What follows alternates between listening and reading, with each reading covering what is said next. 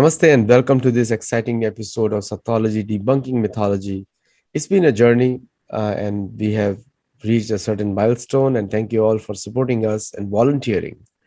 And most of the work is done by the volunteers. Sat is a Sanskrit dhatu, means truth. Sattology means science of truth or study of truth. It's opposite of mythology, which comes from Sanskrit root dhatu or root word myth, which myth means a fake lie, imagination. Mithya, the word which is means a lie or fake imagination, and mithya comes from there. And mythology means science or study of fake lie, imagination. Lot of wrong stories on history has been taught for the ulterior objective of showing somebody else lower, and that has been the mindset of the conquerors. We have seen in North America, South America, Asia Pacific, Australia, New Zealand, Canada, everywhere. And more stories come up. Just yesterday, the Canadian police, they did another, there was an opposition to wind farms being built on Native American lands in Canada, and there was an opposition, and the police destroyed that particular opposition. So there is the colonization process still going on, taking the lands of the natives and then using it, religious lands I'm talking about, the sacred lands, sacred burial sites taken over. So, so I have very, very special guest. He's the founder of a very well-known publication house, publishes many books through multiple authors. He's a writer, thinker, and I have some of the most intelligent writing pieces of writing I've seen. And being a writer, I can recognize one when somebody does a high quality work, and that is, without delay, let us welcome Sri Sankrant Sanu. Namaskar. Namaste. So, Sankrant ji, today's title is very interesting. No, dead people tell no tales, and oftentimes we have seen that after the effect, the native people are glorified, or they are told such they are so great people, great culture. What is the whole mindset behind all these things? Well, what I wanted to do was locate what is emanating from the Western academia.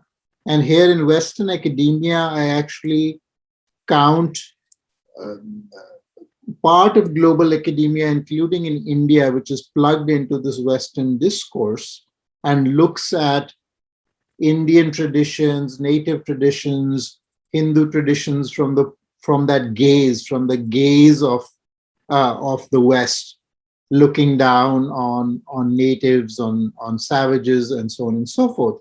So I was taking a wider view of Western academia and why is it that it's depicting, in particular, Hindus in contemporary times in a way which is constantly looking at what Gandhi had called, the drain inspector's report.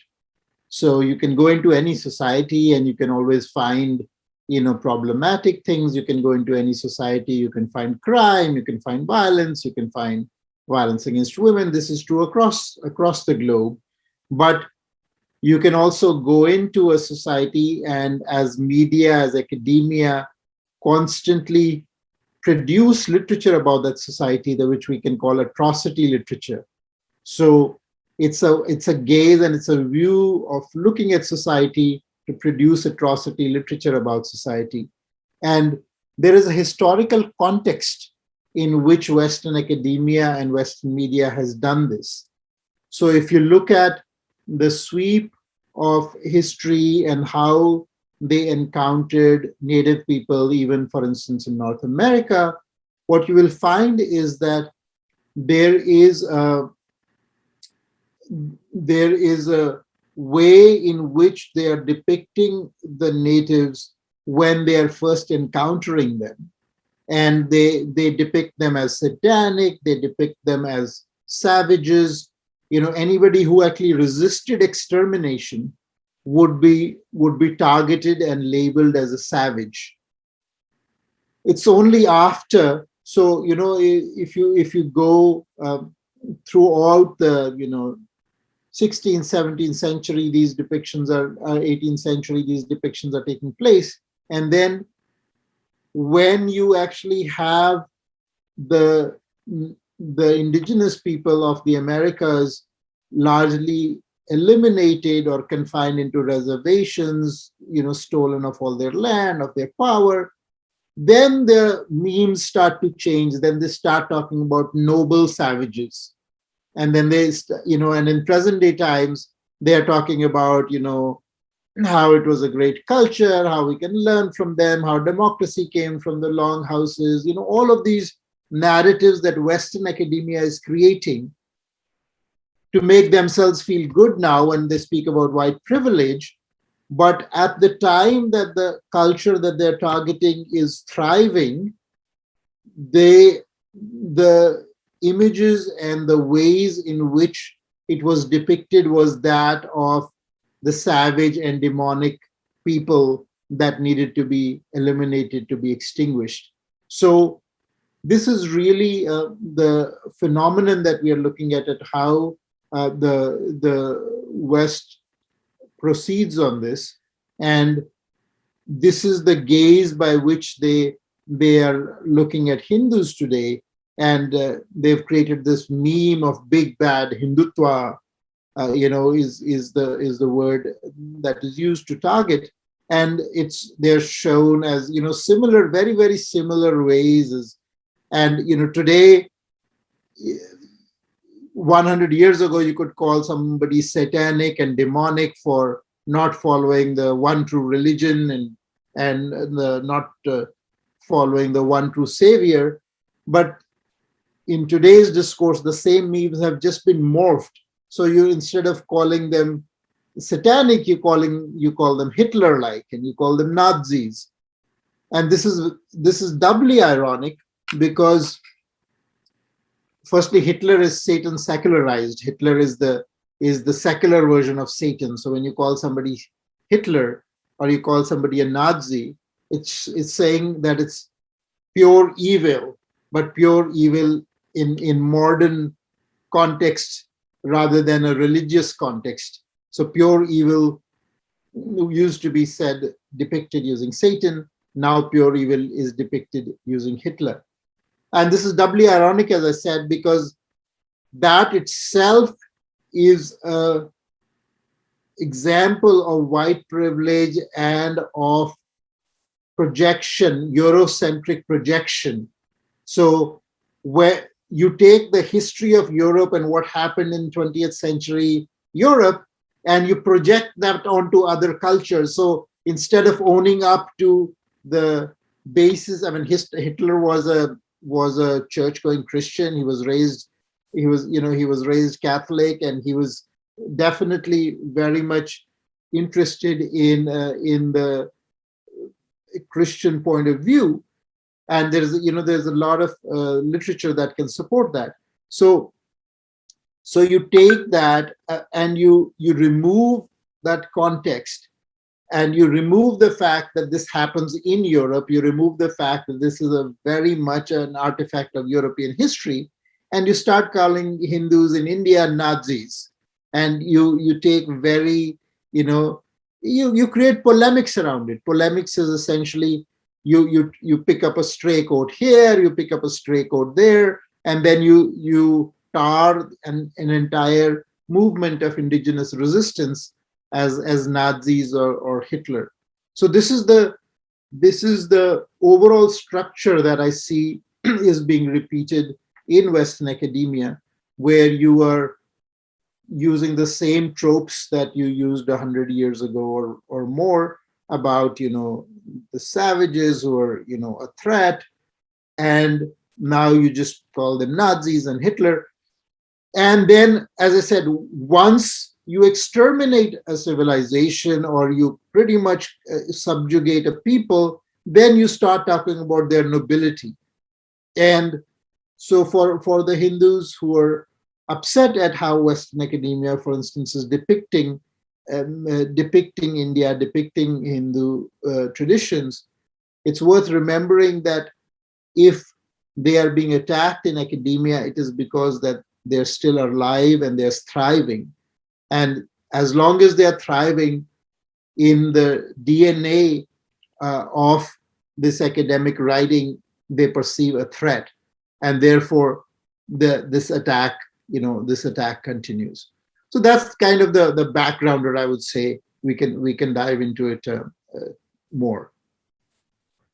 Some of these reasons I also mentioned in my book, also Gold, Glory, and God, and where I said its the title is Gold, Glory, and God: A Curse on the Natives, and which has been like the most of the Western people, I mean, say the kids are grown up that the West or the church brought civilization to the uncivilized people, and that was the notion, that was the, and also the papal bulls of the Catholic Church formed an important play, like 1493 papal bull, which authorized Spain and Portugal to occupy parts of the world. In fact, they had a treaty that the east of Atlantic was Portuguese and west of Atlantic was Spain's, and the only exception was Brazil, which was went to Portuguese also. Yes. And these Doctrine of papal discovery, the doctrine of discovery. doctrine of discovery, and these papal bulls, and there were series of papal bulls, not just one. In 1493 there were some papal bulls and there are some additions to them, and so literally the on paper in Europe the world was divided into who will rule what, without any iota, and purposely, because there was a lot of famine, a lot of death in Europe during that time. Europe was famished in the 13th century, and up till 15th century it was a poor continent. And the whole idea was to bring wealth from outside for the economy to sustain, and also to send the sick people out. It was a plan, and that's how the all the discovery, European middle discovery started, even though the world knew much before. So people do not go to the actual reasons of colonization, and which is still continuing today. The propaganda is still continuing today. What do you have to say on that? So repeat that last question. So the propaganda is still continuing. The same propaganda is still continuing. The civilizing world. In Yes, fact, if you go to Mexico, you'll not find a single. I'm talking about Baja California. You will not find a single Native American temple left, even though there are small, very small pockets of Native Americans still there. absolutely, absolutely. And that gaze, when I read how New York Times, for instance, writes about India today, contemporary India, it is just so reminiscent of that whole discourse on savages that they've done. So you think the irony again is that academia and media today thinks that they've put all that behind us, they're enlightened, they're woke, and all of this. But the fact of the matter is that as soon as you push that a little bit, you find that it's actually the same tropes that are being used over and over again. I mean, in fact, I was very shocked where in India there was some reclamation. And we have to remember, there's actually two waves of colonization that happened in India. India was first colonized through Islamic invasions, where all of the things that a typical colonizer does happened. The language of the court system where people could access justice was replaced from indigenous languages to foreign languages like Persian. There was large scale destruction of temples, just like happened in the Americas, in South America and North America. In South America, if you go, I remember I went to Machu Picchu and I went to Cusco, which is the city in a way, which is the gateway to Machu Picchu. And there is this gorgeous sun temple that had been destroyed, Inca temple that had been destroyed. And the the foundations of that temple were still Inca, and on top of that, the conquistadors had built the church on top of the temple, and this was to show the supremacy of their god by destroying the temple below it and putting the church on top of it.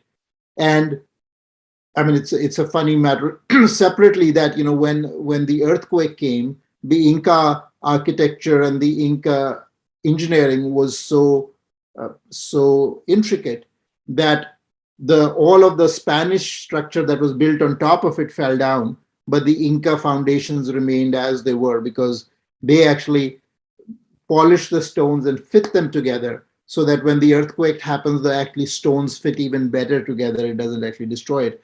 But the interesting phenomenon there is that now even though Western academia will point out to the atrocities by the conquistadors and the destruction of temples, as soon as you talk about the destructions of temples in India, for instance, where thousands of temples were destroyed in the Islamic invasions, it would suddenly become fascism to talk about it.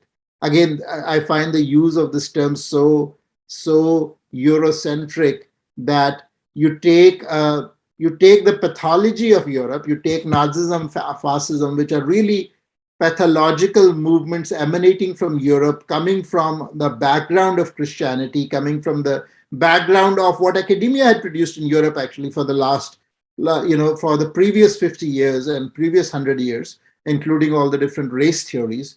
So you take that and you map that to a completely different culture, an Asian culture, an Eastern society like India, and then you start calling people fascists and Nazis. Whereas the people who are the indigenous who are actually protesting that their temples were destroyed, that all their places were renamed. There was a journalist, I think, from NPR on Twitter who was talking about how the Chief Minister Yogi Adityanath has replaced some names of the places to their original indigenous names, and how that was such a fascist move or something that was targeting a Muslim minority. But it's absolutely not. It's the same phenomenon when you take a mountain in Alaska and then you say, well, the white people came and they've renamed the mountain. Let's go back to the indigenous name. These places existed thousands of years before the invaders came.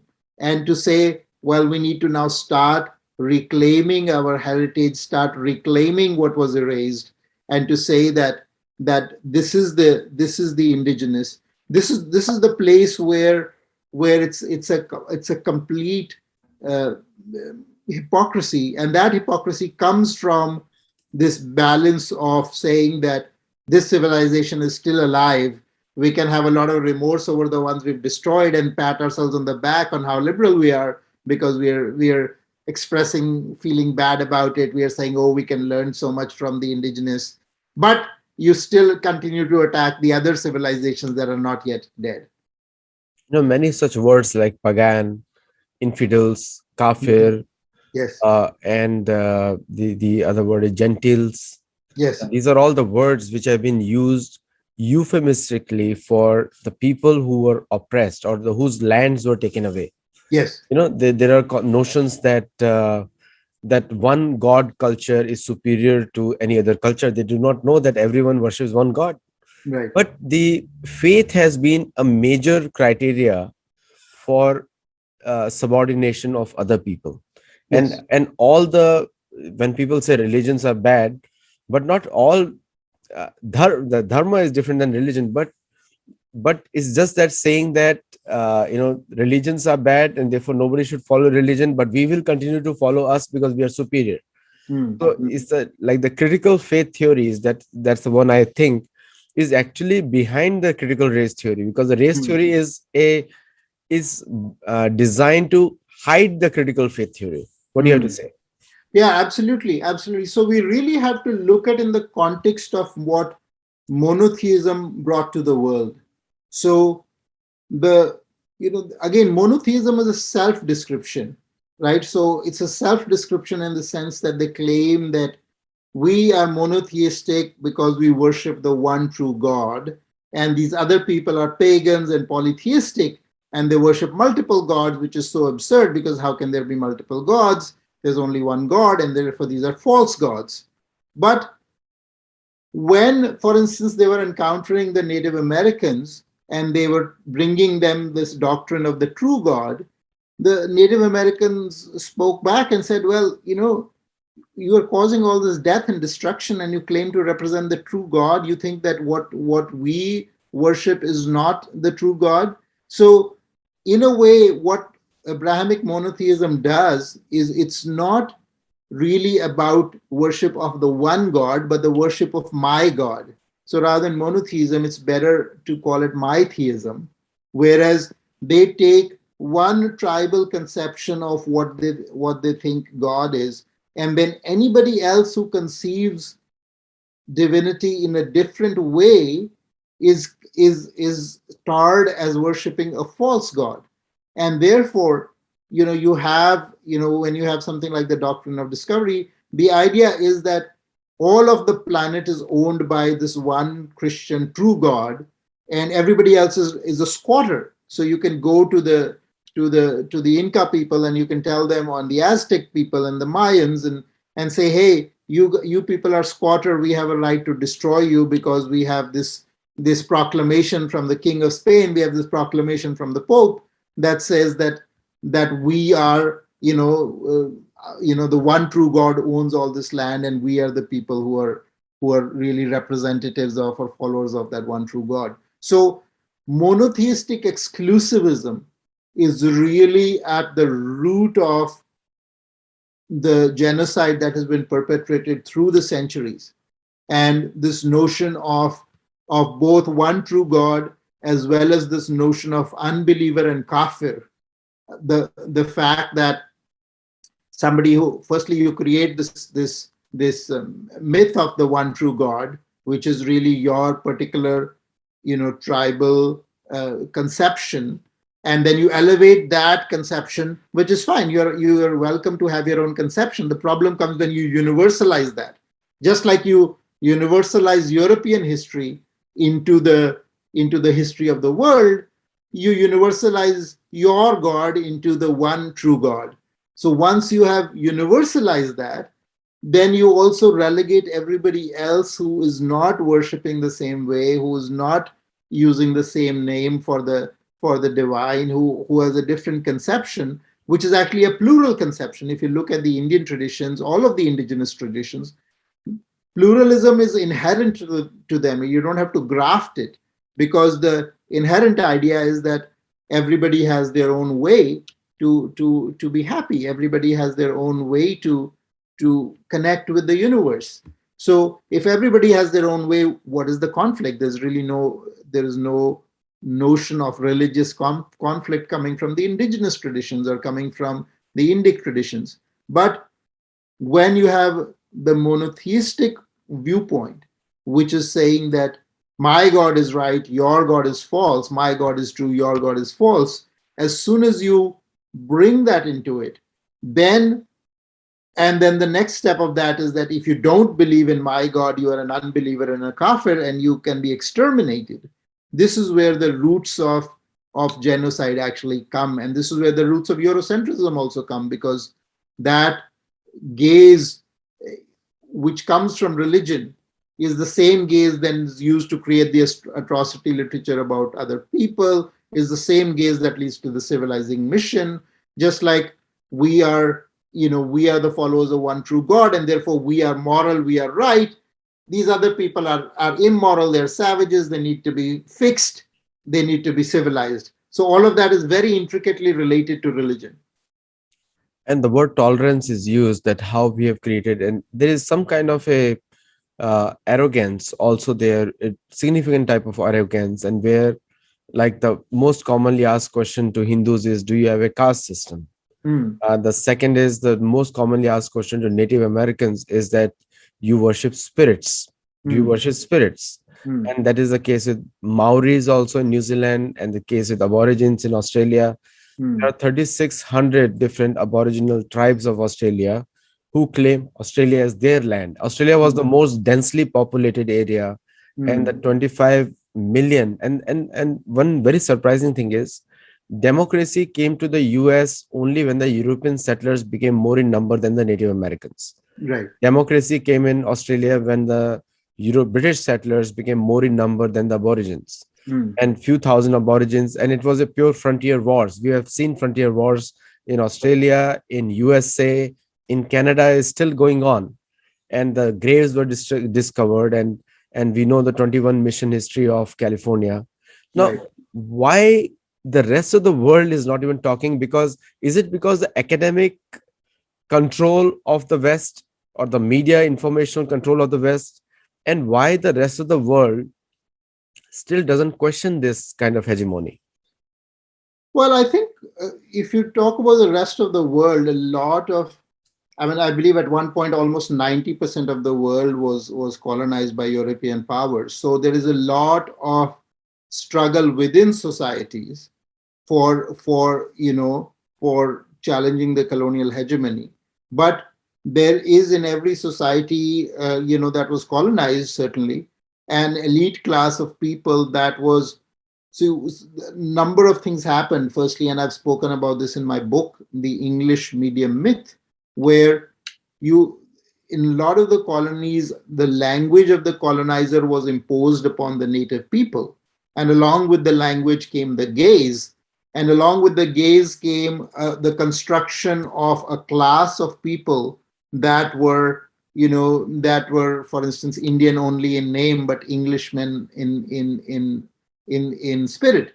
So though that class was created everywhere. If you look at the South America, for instance, it's even more blatant, where there are all these things about Simon Bolivar fighting for independence of the South, or even the independence of in the United States. But who are these people who are fighting for independence? They are the colonizers, the white people who come and who have subjugated the native people. It's not native people fighting for independence. It's the colonizers who are now wanting to be free of the control of Europe, right? But they're totally happy with slavery and subjugating the people that they have colonized on the territories. So what freedom for whom? Which freedom movement is this? Which war of independence is happening?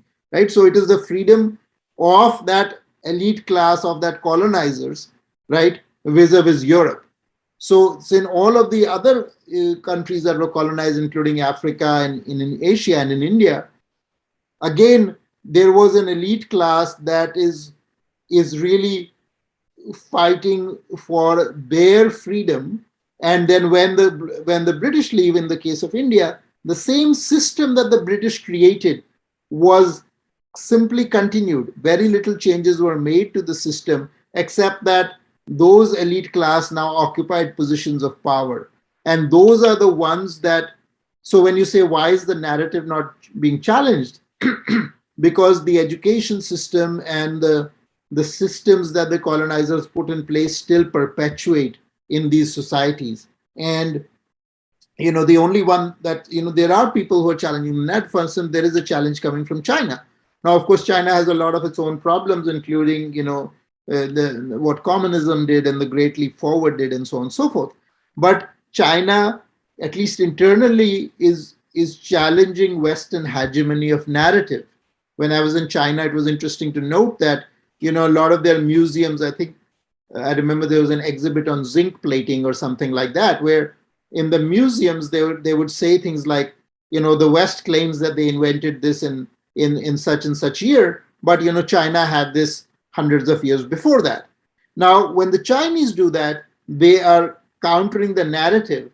But if the same thing is done in India, then it would be attacked as revivalism, it will be attacked as Hindutva, it will be attacked as creating a mythical past, rather than the very simple fact of challenging colonial and Western hegemony of narrative, right? So that's really, so there's almost a two-pronged battle that one has to fight. It's not just that one is fighting the narrative that's emanating from the West, but one is fighting the narrative that people in India, for instance, that are belonging to academia, that are belonging to this elite class, that are belonging to people who call themselves the left, but they are really embedded with the structures of coloniality, and they are embedded with this hegemony of the Western narrative. And in fact, a lot of them are then used by platforms in the West, like this Dismantling Global Hindutva conference, where a number of people from India would be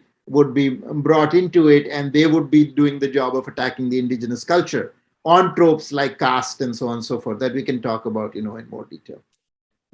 The indigenous people and the native people, we need to there's no definition existing now. Right. Natives are generally, the connotation is they're backward. And but if you look at the, I have written in my book also, the natives and aborigines, or the indigenous people, are those who have never accepted the mindset of the church or the colonizers. Hmm. Would that be a right definition to begin with?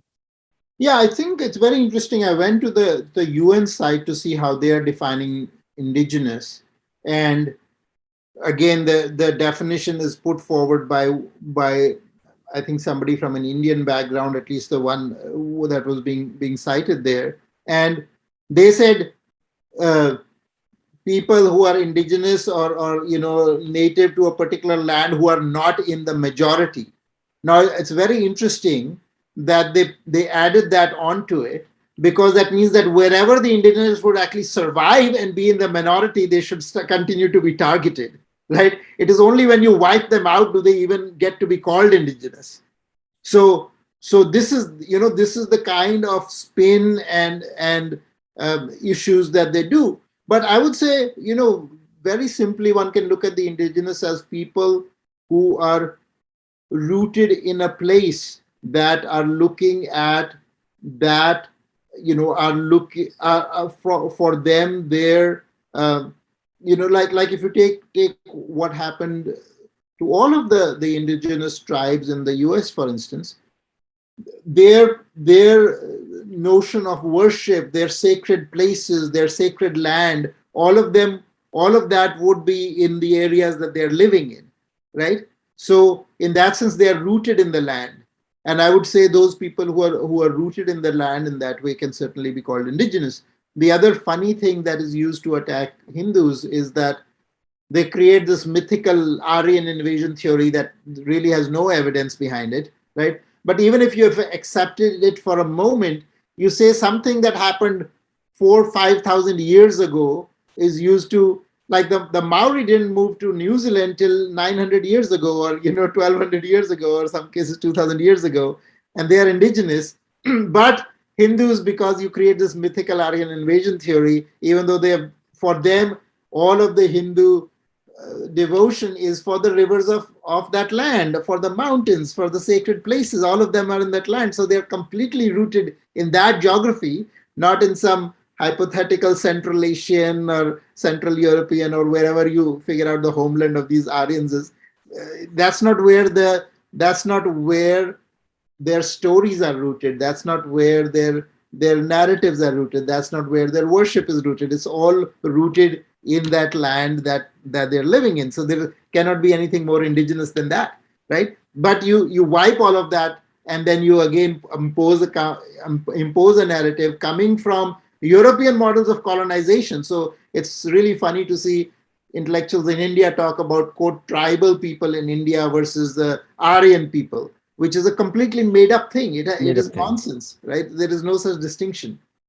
No, that's so true, and you highlighted it completely. The language was one of the first medium of colonization, and like what happened in Philippines, in just 100 years, they banned the entire anyone practicing Tagalog language, which was their native language, written in Brahmi script, like Right, very similar to Telugu or Tamil, very similar right, to that. right, Now and banned it, completely right, banned it. If you want to right, stay in Philippines, you have to either convert or you move out of the country, right, right, and or be killed, all three right, things. And right. even till date, that is happening in even countries like Philippines, India. It has been, I mean, somehow we are standing ground because of our scriptures, Ramayana, Mahabharata, Bhagavad Gita, and many other things, but Right. others did not have that kind of written documentation. Right. But And wherever, even in India, the language, I mean, as I speak about in my book, The English Medium Myth, in detail, they are literally wiping. They're trying to do the Philippines on India. I mean, even after independence, we continue to propagate English and to push English to the extent that, you know it's a citizen of India cannot get justice in the Supreme Court of India unless they plead in English. No Indian language is allowed today. This, we are talking about 70 years after the so-called independence. No Indian language is allowed today in the Supreme Court of India. right? Most of the high courts of India still do not allow any language other than English, right? So and most of the higher education, if you want to go to a top technical institute, you want to go to IITs, you want to go to management institute, you want to do medicine, none of this happens in any of the very rich indigenous languages of India, but only on this imposed colonial language. So absolutely, even in India, the challenge is no less. Yeah, ironically, we are speaking in English because we are speaking to an American audience also right now. So, Absolutely. so the viewers, you should know that. That's a disclaimer. Now, the another thing which is you mentioned very very important points.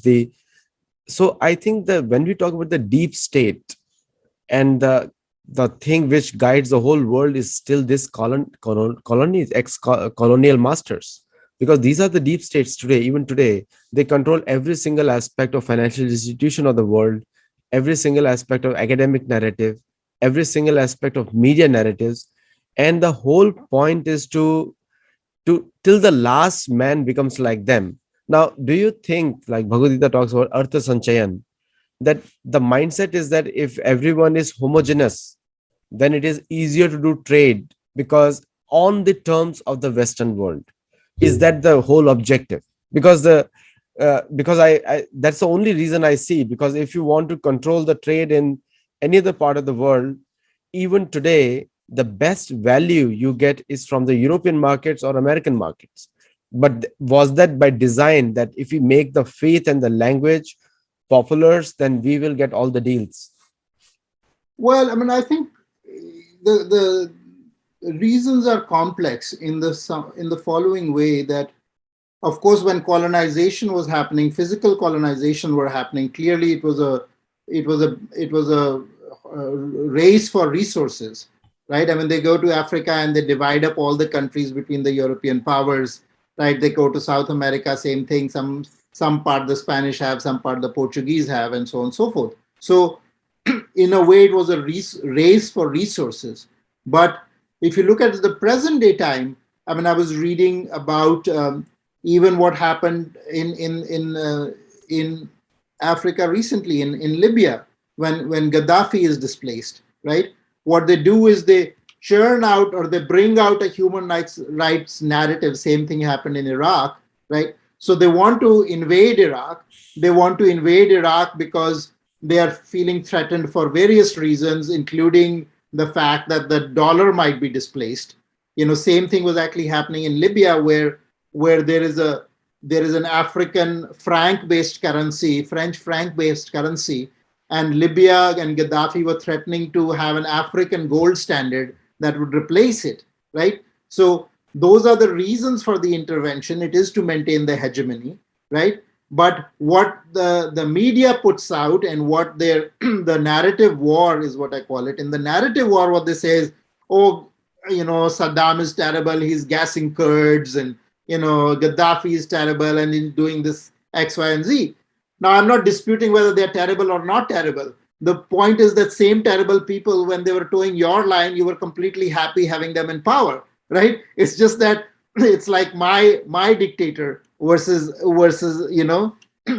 there's a classical phrase that I won't use on a live stream, but there is this thing about this guy is a terrible guy, but he's my terrible guy, right? As soon as he's not towing that line, then it need to be taken out. So they create. So did US bring human rights to Iraq? No, they didn't. They devastated the country. They killed 500,000 people through direct intervention or through death and disease and all kinds of things like that. And they left the conflict even worse. The Kurds were not any better. They laid the ground for ISIS to proliferate. The Yazidi were eliminated and raped and mass slaughtered. So what is the human rights you brought? You brought no human rights, right? But you create this narrative. And this, again, New York Times editorial was one of the ones who supported the Iraq war, right? It's not a right versus left thing. Both parts of the West are coordinated in this. Similarly, the intervention that was happening in Libya was being supported by the quote liberal French government. and the WikiLeaks happened where there is these cables that I have actually documented this in a recent talk I gave recently, where the cables are showing why the French is intervening, and it has nothing whatsoever to do with human rights. It's all about the French currency and to preserve French influence in Northern Africa, including the language and the currency and so on and so forth. Right. So that is really what is going on underlying, and then we are fed these sweet lies by these outlets to justify it. So, is that why the democracy is being promoted to intervene in other countries? Because you see, the thing is, the entire concept of majority minority from the Western point of view doesn't exist, Yes. because in the West, the majority is the church, Right. and the minority is anyone is not in the church. Pretty much the same thing. Right. And they come up with a black and white initiative, which is an internal problem, because blacks were always discriminated by the white people, which is a very safe thing to say Right. in today's world. Right. And the but in Indian context, the majority minority is faith based, is not the race based, because race is all the same. And the DNA composition is the same pretty much. Right. So do you think that democracy, because I've spoken about Loktantra a lot. I've spoken of democracy, and Loktantra is a different concept than democracy. There is no literal translation, Right. because the democracy was installed in the USA only when the European white settlers became more in number than the Native American settlers. Right. And that's Right. where the democracy came in the US, which is also a declaration by the Pope in 1908 that the Christianization of Native Americans is complete because the European settlers are more in number. So, but the democracy campaign by the State Department and other departments is actually giving them a leverage to intervene on any side of it, because they do not hesitate to take military action wherever it's Yes. possible, wherever they can, literally. Yes. I think the biggest expose of the so-called democracy being perpetuated by the West. Firstly, we should be very, very clear. All of the high talk coming from the US about bringing democracy, all of this is complete BS, right? It is simply a pretext for intervention. I mean, the most dramatic example of that was when the CIA engineered the coup in Chile, where a popular democratic elected president, Salvador, Allende, was deposed, and and this brutal dictator Pinochet was installed in this place, because this is what the US corporations favored, and this is what the oil companies favored. So they have no problem whatsoever in literally slaughtering democracy and installing a dictator, as long as that dictator is doing their bidding, right? This is why also for years, the US tilted towards Pakistan versus India, even though India was democratic, and Pakistan has been more or less a military dictatorship. Now they have a puppet PM, installed by the military dictatorship. But the US has really no, there is, in terms of foreign policy, there all of the notion of supporting democracy and bringing human rights, all of these are what I call, they are weaponized. They are weaponized ideas. So human rights has today been weaponized as a tool of imperialism for intervention into other countries. Democracy has been weaponized as a tool of imperialism for intervention into other countries. So it is really up to the countries to figure this out. The US has no role to play. It should forget about trying to be the policeman for the world. And certainly the same thing with what it what its media and academia produces in trying to claim that it is going ahead and saving human rights somewhere, right? It isn't. I mean, if it really wanted to do that, it can start with Saudi Arabia, which is its principal ally, right? But it would, of course, not intervene where things are favorable to it, or things are working out well for it. So that's really, so absolutely that bringing democracy, bringing human rights is a complete sham, and it should be called out for what it is. In democratic institutions even in the US, we know that there are appointments made which are not democratic in nature in all Right. the US bodies, including USC, IRF, Sure. and also the academic institutions. Even though it's again, we already spoke about it, the peer review and the scholarly consensus and a scholarly review. It's there was a very amazing case of us f- you know we were trying to get a grant from the US government for some Mm. of our projects, and they Mm. said, since you're not a PhD from an existing American university, you cannot get apply for grants, not Mm. possible. Mm. So even though you may be a genuine researcher and you may want to do in a private capacity, it's literally impossible to Right. do such things. So like there is a screen which we have to cross, and which is very difficult for us to break. And so Um, the democratic institutions or democracy or the intellectualism has become a one-sided view, like you said it before, and we also know it is Eurocentric view. If you agree to what we say, then yes, you can do your research. Like if right. somebody wants to do demonize Sanatan Dharma or Hindutva, then the research money is easily offered. Right. And but if you want to demonize the church, then all kinds of restrictions come into play.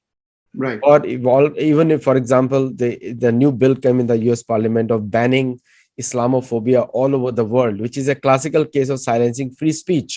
Right. And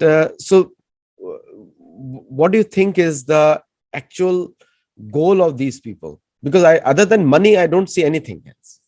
Well, I think there's different levels of prejudice that are operating, and also different levels of power that is creating the narrative. For instance, Islamic organizations invested a lot of millions and millions of dollars into American universities.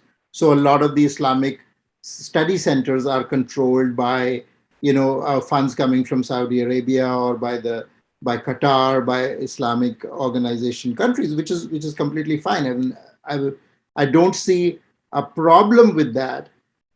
But the problem comes when you claim to be objective and neutral. There was a study by Yvette Rosser, who did her PhD on this education about religion in the American academy. And what she said was, it is impossible, it is completely politically incorrect in the American academy to say anything negative about Islam, and it's completely politically incorrect to say anything positive about Hinduism. Now, as I've said earlier, what the academy produces, is Hindus should be happy in a way that they are being targeted, because that means that we're still not dead. Because once they manage to kill a civilization is when they start praising it. But the fact of the matter is that the other powers, there's a theory of clash of civilizations, but at least this is the perspective. Like from the Indic perspective, we say Vasudeva Kutumbakam, where we are talking about a family. The whole world is a family. But from the Abrahamic, from the monotheistic point of view, there is always a clash of civilization that comes from the notion of exclusivity. So in that view, you have the Islamic civilization, or at least the religious grouping, and you have the Chinese civilization, and they are asserting influence. They are asserting influencing, say, and if a media ends up doing a negative portrayal on China, there are consequences. Similarly, in the academy, you can't really say anything negative about Islam. You're going to be branded as Islamophobic. Now, Islamophobia itself is a term which was funded by the OIC. So it is a term which is funded, and it's a way to impose Sharia, which is notions of blasphemy that are coming from the religious ideas, onto a secular society, and say that it shall be governed. So you cannot criticize Islam, you cannot criticize the Prophet of Islam, and so on and so forth, because all that would become tarred and branded as Islamophobia. So I think the that's really the root issue that one has to address, which is the it's like a battle for narrative, and they're very there are different, poles that are vying for narrative, and they're highly funded, highly powerful groupings that do that. And from the Hindu point of view, it's not even really present at the table.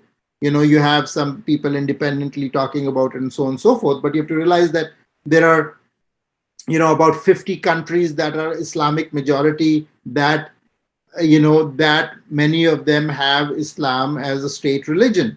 There are, over 100 countries that are Christian majority, right? So you are having these, and there is, literally one or two countries that are Hindu majority, and those countries, especially India, have been completely neutralized in the sense that they cannot actually stand up for their civilization.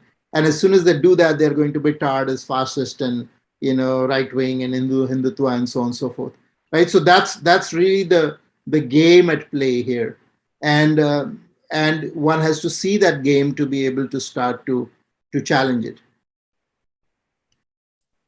Unfortunately, the academics which should drive this kind of narrative, because these are very intelligent games at a very high level, most of the common people cannot even touch it, and people like yourself, me, and other people, we are working. We can talk a little bit, we don't have much influence in the government circles, but we can just speak about it to educate the general people. So practically to say that colonization has never ended is a truthful statement, isn't it? Yeah, I would say definitely the structures of colonialism are still there. And academia has tried to raise this question through the notion of white privilege and other ideas. But the problem is that they circumscribe it very quickly. So they talk about white privilege and Eurocentrism, but they have no problem describing Hindus in India coming from completely different culture as Nazis at the same time, right? So this is blatant Eurocentrism and white privilege, where you're taking the atrocities that white people committed on other people, that Christians committed on other people in Europe, and you project that onto another culture, which has nothing to do with that whatsoever, right? So what we have to do is we have to challenge that those kinds of things that are happening not be taken by the labels that they use on us and they use on indigenous people and indigenous societies like India, and and challenge that hegemony of narrative, and also challenge this whole holier than thou thing where they claim that they are now woken up to their privilege and they're being reformed and being good guys, but absolutely that privilege is at work completely when you talk about depictions of India or Hinduism than depictions of native cultures across the world. The very fact that people are the very fact that people are have to defend even today, to like you go to any I have a lot of friends from Africa and other places who are feeling the same thing, where when they want to practice their own faith and culture, the government systems and cultures and the education policy doesn't promote their languages, doesn't promote their religion. There is no documentation of their religion, there is no money spent on it. Right. And if you take the example of Iran, Zoroastrian culture, the language is banned. The fire temples are still today being destroyed, even like after so many years, still being destroyed and razed down. In India, the same thing is similar thing is going on. The attempts by the academics and other things, but in Australia, the and US, the burial sites are still being acquired for the government by the government without any regard to the local customs, traditions, cultures, or the ancient sacred sites. Even today in California, as we speak, people are protesting still date till date. So, so the when we talk about the human rights, is one of the rights is the right to have a free education, or education about themselves, education about their own cultures, teaching their own languages, like most of the Native Americans have converted, but still Mhm. because of their genes they still consider themselves Native Americans. But you'll have Daniel Kuamai, like the some kind of native surname there. So what is this solution going forward? What can we do, or what can we ask governments to do? Because the governments are the major sources of funds for these kind of programs. Right, right. Well, I mean, I think the we have to look at different the situation in India versus the situation in the US and other things are quite different, because in India, certainly the government has to step up and represent its civilization. The Indian government, even after independence, doesn't matter what party was in power, more or less has been opposed, in opposition to the Indian civilization. The state has remained a colonial state. I have a long talk on this. All the institutions of government are colonial institutions. They haven't really been changed or reformed. And so structurally, that colonial state remains against the indigenous traditions of India. And this is true for the judiciary, this is true for the bureaucracy, and so on and so forth. So you really have to, and this is, this is true in Africa as well. The, same thing, but there is a lot of resistance when, and of course the structures of colonialism are very intrinsically tied to the structures of monotheism, particularly Christian monotheism, but also the wave of Islamic conquest that happened before that, which was also driven by Islamic monotheism. So you really need to move. I really like that from critical race theory, you have to go to critical faith theory, or really critical monotheistic theory, where you look at how this notion of monotheism, which has really become a pretext or the foundation for cultural hegemony, for cultural enslavement, for colonization, for the civilizations, for the civilizing mission. All of this is rooted in the monotheistic view that we are saved and the other people are going to hell, right? That we are the ones that are, that have the true God, the other ones are the false God. We are the ones who are moral and the kafirs are immoral, right? That same gaze is what produces all these other later anomalies, if you will. The words that I think need to be banned from the world dictionary are pagan, kafir, indigenous. Like, the connotations of these words are very bad.